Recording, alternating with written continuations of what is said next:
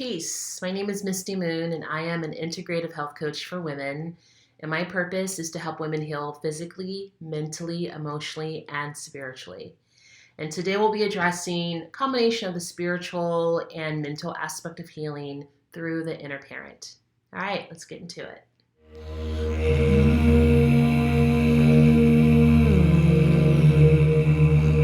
So, the inner parent is the part within us that protects the inner child. So, a few videos ago, I did a video about the inner child. And what the inner child represents is our most purest part. It's the part that we were born into the world with, the part that's curious and playful and excited and loving and true to their emotions. And as we grow up through trauma, through conditioning, through society, we get further and further away from that true part of ourselves. And then we begin to function from these unconscious negative programs that we inherited from society and from, like I mentioned, trauma. And so when one does inner child work, it's really tapping back into the unconscious mind to remove any of the trauma, the negative belief systems that are running on that loop in our unconscious mind, to pull it out so that we can be able to free our unconscious mind to return back to our true selves. So, and what this all means again is that it doesn't mean that we are avoiding quote unquote negative emotions. It doesn't mean that we're just trying to just live, like rainbows and clouds every single day. No, what that means is when we're able to live within our true selves, then we're able to navigate through life's ebbs and flows from a more grounded, non-reactionary place.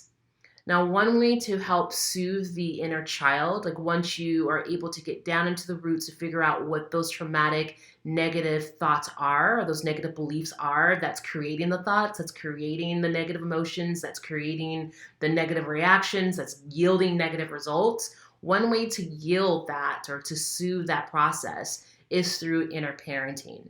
Now, your inner parent is that part within you that, because keep in mind the inner child part, it's like a child. It's wild. It wants to have fun. It wants to eat as much chocolate cake as it possibly can and binge out on cartoons all day, or like the binge out on pleasure.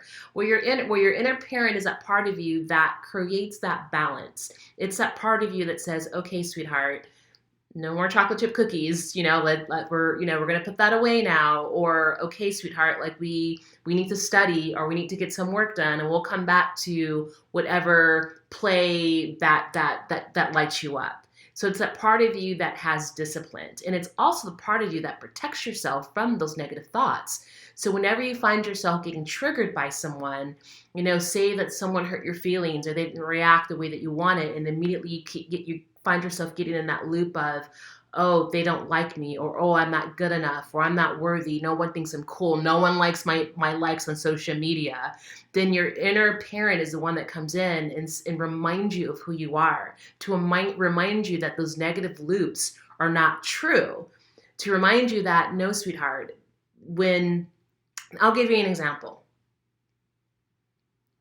So I was having a conversation with my therapist, and he had mentioned, we were talking about what happens when you are when you're teaching a course, and how leading up to that moment you have all this anxiety, but then the moment that you're in that flow, you forget all about the anxiety, and it's almost as if like you're channeling information from your higher self.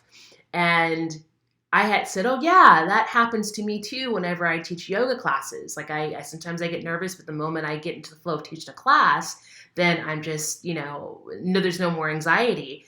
And he just nodded his head like this, silence.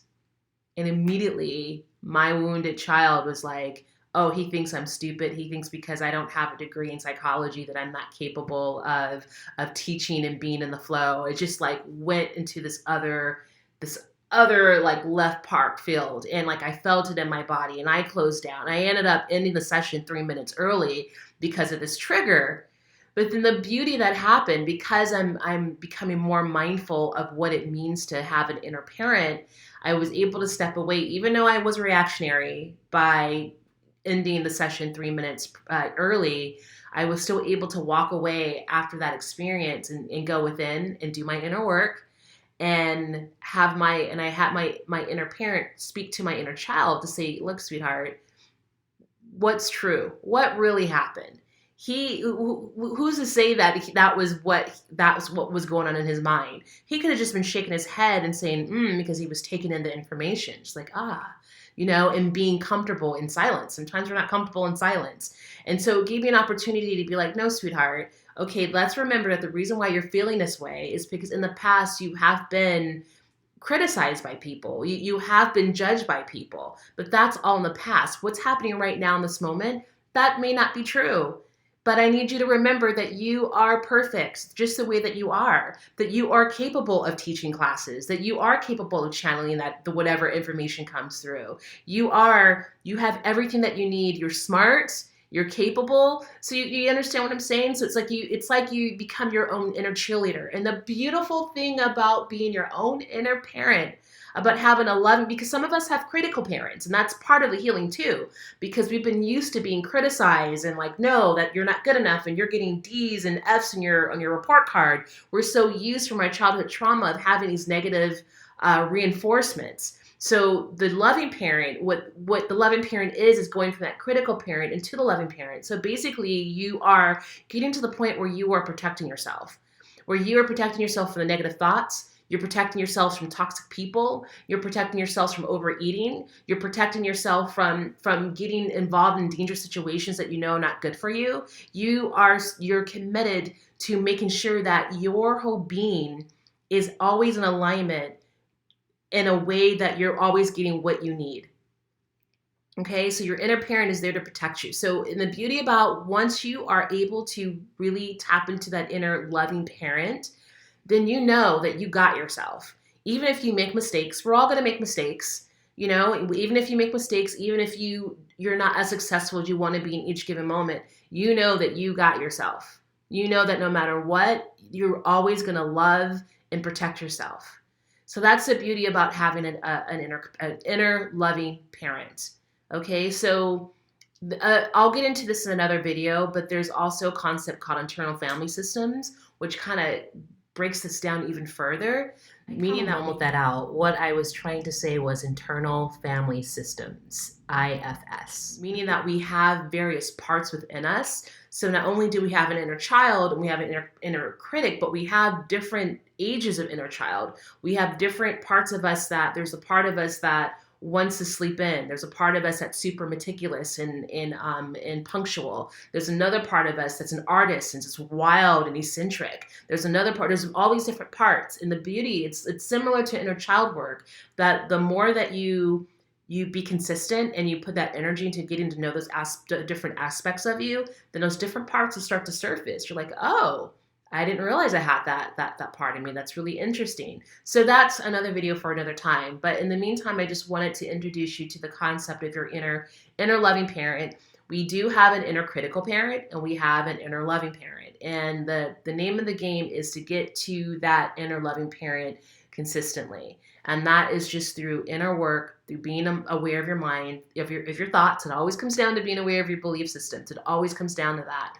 And once you can start identifying those negative thoughts, those negative beliefs, then you can shift them by not giving them power, by not reacting to them.